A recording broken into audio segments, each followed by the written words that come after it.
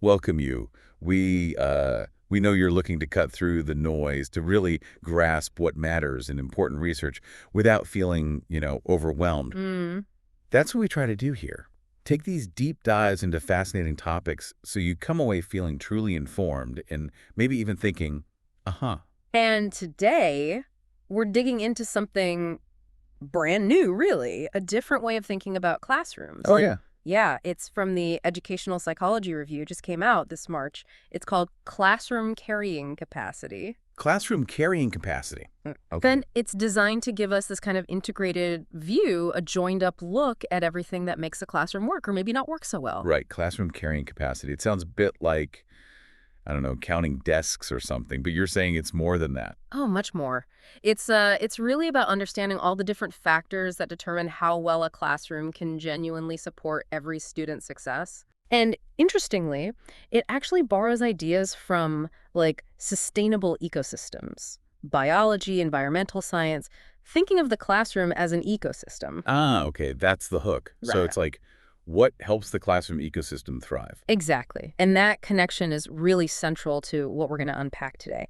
Our mission, if you like, is to get into this new framework, understand its pieces, and see, what potential it has for how we think about and support these learning environments. Okay, sounds good. But But I guess the first question is, why do we need another framework? Don't we already have models that look at, influences on child development? What's missing? that's the perfect place to start. We do have valuable models, like the bioecological model. It shows us those layers, right, from the classroom outwards. Hmm.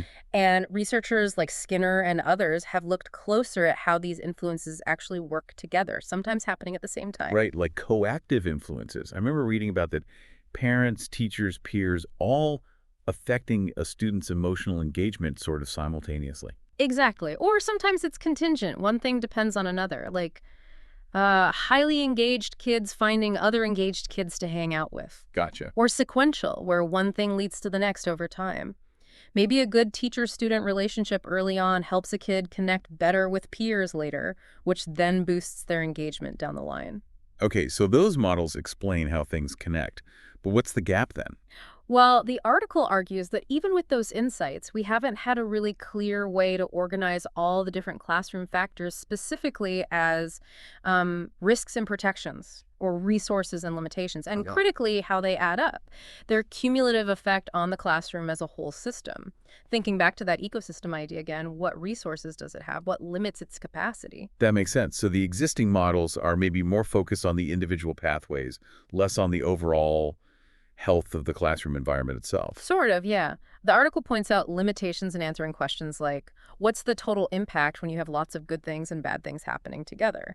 Or what specific factors can be really protective, like really buffer students, even when there are tons of risks around? Okay. And maybe most importantly, how well does the whole classroom setup actually match up with the needs of the specific students in it? That fit question. Right. Because what works for one student might not work for another, or the demands of the group might just overwhelm the resources. Precisely. And classroom carrying capacity tries to fill that gap. It shifts the focus a bit to the classroom as this collective entity with its own dynamics. Okay, I think I see the need. So let's define it properly. What exactly is classroom carrying capacity according to this framework? So the authors define it as an index, basically a measure of the maximum quality of support that's available to a student within that classroom's ecology, its environment. Quality of support, that's interesting, not just the number of students it can hold. Exactly. That's the key difference from the traditional biological concept, which is usually about the maximum number of individuals an environment can sustain. Here, it's about the richness, the effectiveness of the support. Got it. So a high carrying capacity classroom isn't just functional, it's actively providing high quality support. And what does thriving mean in this context? So, thriving here means students experiencing their maximum potential for development, for growth, and getting that personalized support they need. Across different areas. Yeah, across areas like social emotional learning, academic skills, engagement, kind of the whole picture of student success. And you mentioned it's not a fixed number, right? It's dynamic. That's crucial. It's not like a classroom has a carrying capacity of X and that's it. It's described as a dynamic state, something context sensitive that adapts based on the students who are there and the changing needs within that classroom. Okay, dynamic and quality focused. So what actually determines this capacity? What pushes it up or pulls it down? It all comes down to a balance, they argue, between resource factors and limiting factors. Okay, resource factors and limiting factors. Resources boost capacity, Yeah. limiting factors reduce it. Makes sense. Yep. So give me some examples. What are some resource factors we might see? Sure. Resources could be the number of adults in the room, but also their training and experience. That's a big one. Right. Positive teacher-student relationships, definitely a resource. Using culturally responsive teaching practices, a positive overall classroom climate, having proactive behavioral supports in place. Even things like good professional development for the teacher counts as a resource factor. Okay, those all sound like things that would definitely help build a supportive environment. Yeah. What about the other side? The limiting factors. Limiting factors could be things like the frequency or intensity of student problem behaviors. That can really tax the system. Yeah. Teacher burnout or depression is a significant limiting factor. And even the range of student academic preparedness coming in, if it's very wide, it can strain the classroom's ability to meet all those needs effectively. I can see that. So you could have a situation with, say, high levels of challenging behavior, Right. which would lower capacity. But maybe you also have a teacher with really strong classroom management skills and positive relationships, which acts as a resource factor to kind of counteract that. Exactly. It's that interplay, that dynamic balance between the resources and the limitations that shapes the overall classroom carrying capacity at any point in time. Okay. Now, the framework also categorizes these factors in a couple of ways. First, environmental versus psychosocial. What's the difference there in a classroom setting? Think of environmental factors as the more tangible physical aspects. Like the room itself. Yeah, the physical space, spatial constraints, instructional materials, books, tech, supplies, how time is allocated in the schedule, where support staff are placed, even student-teacher ratios fall under environmental. Gotcha. The structure, the stuff. So psychosocial is more about the people. Exactly. The human element, teacher efficacy, their confidence, teacher burnout, well-being, student behaviors, collectively and individually, teacher-student relationships, peer interactions, the specific teaching approaches and management strategies used, all the relational and psychological stuff. Okay. Environmental and psychosocial.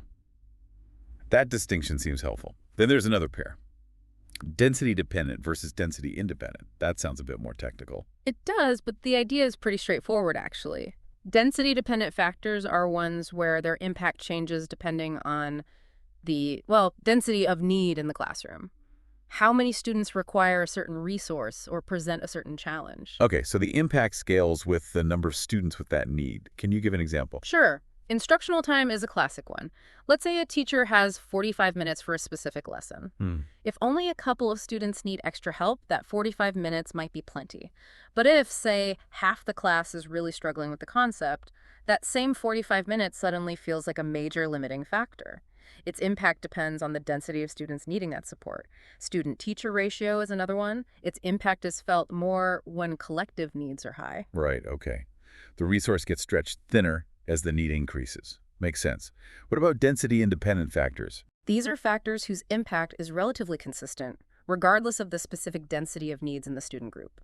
Think about the physical size of the classroom. Ah. A tiny classroom is going to feel cramped and potentially limiting whether you have 15 students or 25, although maybe worse with 25. But the factor of space itself is limiting regardless. Or the teacher's level of education or specific training in a certain area. That baseline level of qualification affects the quality of support they can offer somewhat independently of how many students need it right then. Okay, so density-dependent shifts with need levels. Density-independent is more of a baseline condition. Got it. This framework is giving us lots of layers to think about. It really is. And to help organize all this, they propose looking at these factors across 4 interconnected domains. 4 domains, okay, like different zones of influence? Kind of, they are. External, collective classroom, teacher, and individual student. The idea is that this structure helps organize research and also helps us think about where interventions might be targeted. Okay, let's walk through those. First, the external domain. What falls under that? Stuff outside the classroom walls. Exactly. Resources and limiting factors originating outside the classroom but still affecting its carrying capacity. So psychosocial factors here could be things like teacher-caregiver partnerships, family involvement, the overall school climate, the support teachers get from colleagues, from administrators. These can actually be density dependent. Sometimes a teacher with a very high needs group might need and hopefully get more administrative support, for All right. instance. The need density affects the required external support. What about external environmental factors? These are things like noise levels from outside or from elsewhere in the school, neighborhood characteristics disadvantage, resources, community safety, even seasonal things like everyone getting restless before a holiday break. Okay. These are usually seen as density independent. The noise level is the noise level. But, and this is important, their impact can differ hugely depending on the student. Well, like the article mentions, constant background noise might barely register for one student, but for a student with ADHD or sensory processing issues, it could be a massive barrier to learning. So the factor is density independent, but its effect is differential. That's a crucial distinction. Okay, external domain done. Second is the collective classroom. What's happening at the group level? This focuses on the characteristics of the student group as a whole. The psychosocial factors here are about the aggregate attributes of the kids in the room. Like the overall classroom personality. Kind of, yeah. Yeah. Research shows the group dynamic itself influences individual students. For example, the average level of externalizing behavior in a classroom can predict individual students' behavior beyond their own tendencies. Wow. Same for academics. Being surrounded by peers with strong cognitive skills can boost individual learning. These are generally density dependent because they reflect the collective needs and characteristics. So the makeup of the group itself is a factor. What about environmental factors at this collective classroom level? This would be things like the number of shared resources, books, computers, art supplies per student, and the physical space per student. These are often density dependent. More kids means fewer resources each, less space each. But there are also density-independent environmental factors here, too. Things like how well the classroom is organized overall, its accessibility for students with disabilities, the diversity of materials available reflecting student backgrounds. Those aspects of the environment are there regardless of the specific group density. Okay, shared stuff, space, and organization. Got it. Mhm. Domain 3, the teacher. What teacher-specific factors influence carrying capacity? This domain acknowledges that the teacher isn't just a neutral facilitator, right? Their own characteristics matter hugely. Psychosocial factors include things like their teaching self-efficacy, how confident they feel, Right. and crucially, their level of burnout or well-being. These can sometimes lean density dependent. A teacher might feel less efficacious if faced with a group with exceptionally high needs, for instance. And we know burnout is linked to lower quality instructional support, which definitely limits capacity. Absolutely. What about environmental factors for the teacher? These are less commonly discussed, maybe, but things like the teacher's own physical health, nutrition, sleep, those are technically environmental factors related to the teacher that influence their ability to function, generally density independent. Makes sense. A teacher's well-being is fundamental. Okay, last domain, the individual student. How do they fit in as a domain? This domain recognizes that each student brings their own unique history, skills, needs, and responses into the classroom ecosystem. And importantly, it's bidirectional. The student influences the classroom carrying capacity, and the capacity influences the student. Mm-hmm. A two-way street. Exactly. So psychosocial factors here could be the student's perception of their relationship with the teacher. That perception can be density dependent. If the teacher is stretched thin, the student might perceive the relationship differently. A student's inherent social emotional skills might be considered more density independent. Okay. And environmental factors for the individual. Things like their sleep quality, food security at home, those are external environmental factors acting on the individual, generally density independent in their existence, though their impact might vary. But also things within the classroom, like how much one-on-one time they actually get or their seating proximity to the teacher or resources, those could be seen as density-dependent environmental factors specific to that student's experience. Wow. Okay, it's this really intricate web across all four domains with different factor types interacting. So the article doesn't just lay out the theory, right? It talks about applying it. How can we use this? Yeah, definitely. A big focus is on measurement and application. The framework could inspire totally new ways to measure classroom dynamics. They suggest something like Ecology's Habitat Suitability Index. Habitat suitability for classrooms. How would that work? Well, the idea is to combine multiple indicators, resource factors, limiting factors across the domains into a more holistic index of the classroom's capacity to support specific outcomes. Right now, we often measure things in isolation. True, we measure climate or teacher practice or student engagement, but maybe not how they all combine to create overall support quality. Exactly. And they suggest these indices could be outcome specific. Like you might have a classroom carrying capacity index for, say, reading development, which would weigh certain factors differently than one for social emotional learning. And you'd get info from different places, not just the teacher. Ideally, yes. Multiple informants teacher reports, student surveys, direct observations, maybe even looking at student work samples get a richer picture. And they talk about visualizing this data. Imagine heat maps or radar charts showing a classroom's strengths and weaknesses across the different domains and factor types. That could be incredibly powerful for data-driven decisions, for targeting interventions where they're needed most. That visualization idea is compelling, like a dashboard for classroom support potential. Did they mention any existing tools that kind of hint at this approach? They did. They pointed to a couple as examples of how we already try to assess environments which could be adapted. One was the home inventory. A home inventory, what's that? It stands for Home Observation for Measurement of the Environment. It's been used for decades, actually, to assess the quality and quantity of stimulation and support in a child's home environment. Oh, what does it look at? It looks at physical things. Are there age-appropriate toys, books? Is the space reasonably clean and safe? But also interpersonal things. How much do parents talk to the child? Do they respond to them warmly? Do they hold them? Things like that. And these observations get aggregated into different scores. So it tries to capture that home carrying capacity in a way. How could that idea apply to classrooms? Well, you could imagine developing a similar observational tool for classrooms, systematically looking at the physical resources, the organization, and the quality of interactions, the emotional tone, the responsiveness of the teacher, and combining those into meaningful scores reflecting carrying capacity. I see the parallel. What was the other example? The Communities That Care Youth Survey. This one's different. It's a survey, usually given to students. Okay. And its goal is to identify community-wide risk factors that might lead to problem behaviors like substance use or delinquency, but also the protective factors that help prevent them. It asks about things across different domains: community, family, school, and peer individual. So it maps risks and protections across a young person's environment. Right. For example, within the school domain, low commitment to school might be identified as a risk factor, while having opportunities for pro-social involvement at school would be a protective factor. And the connection to classroom carrying capacity is. It's that model of identifying and balancing risks and protections within a specific context. The CCC framework takes that idea, but focuses it intensely on the classroom level, using those 4 domains and considering the density and type psychosocial environmental of each factor to understand the classroom's specific capacity. Okay, so using existing ideas, but refining them for this specific classroom ecosystem concept. Now, another application mentioned was about protective factors, especially when things are tough.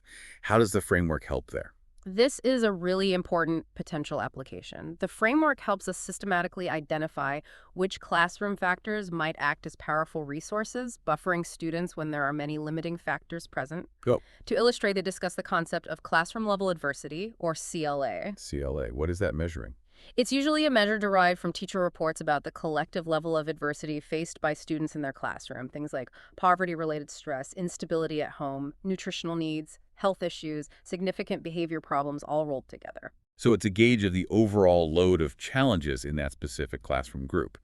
And high CLA is linked to problems. Yeah, research shows classrooms with higher CLA tend to have poor classroom quality, less effective management, less instructional time. Students show more externalizing behaviors, and it's particularly tough on new teachers, linked to more depressive symptoms for them. Wow. So connecting that to the framework, high CLA would suggest lower carrying capacity. It likely indicates a lower baseline carrying capacity, yes.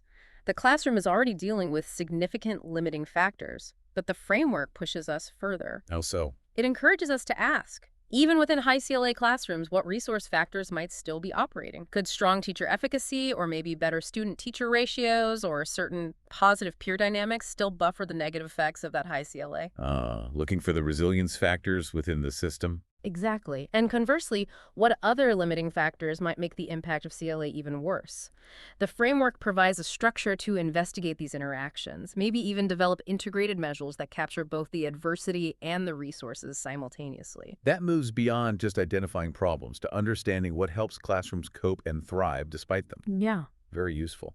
The last application area was about the match or mismatch between the student and the classroom. Person-environment fit. How does CCC refine that idea? Right. Person-environment fit is a big concept in education. The idea that alignment between an individual's needs and their environment is crucial for well-being and performance. Misalignment causes problems. Mm-hmm. The CCC framework can refine this in mainly two ways, according to the article. Okay, what's the first? First, by emphasizing the cumulative and interactive influence of all those resource and limiting factors on that potential fit.